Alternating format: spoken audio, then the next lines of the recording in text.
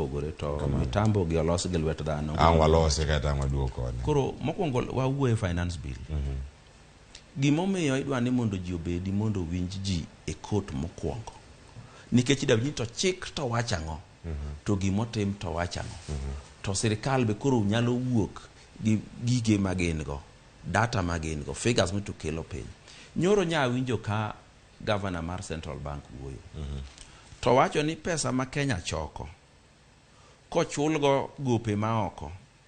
kochulgo salaries komi county to rumo te kendo no wacho figures ko gin omiyo dwani mondo wabed joma kato bedo ni wan ga ginga gi ng'ato to wabdo kwa bet piny to wang'iyo ni to ere yo maber ma Kenya nyalo dhigo nyime kati koni pim gi mari ka ane madine yiera ni an president to akawo piny sama ncha wakae piny kamogo 230 cha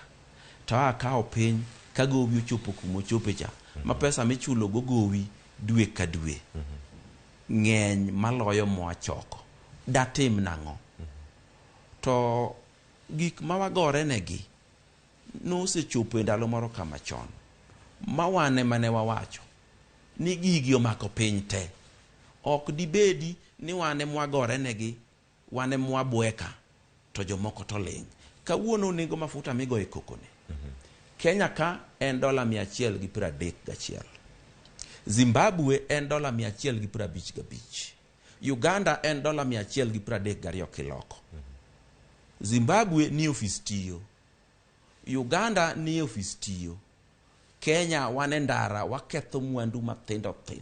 modong ne jowa omiyo kwadhi wuoyo wawuo ka wang'e na ng'oma timore joma tho e ndara na neno ka Azimio no golo gini ji 31 an gadieri ni kata newe nengo mogo siling 250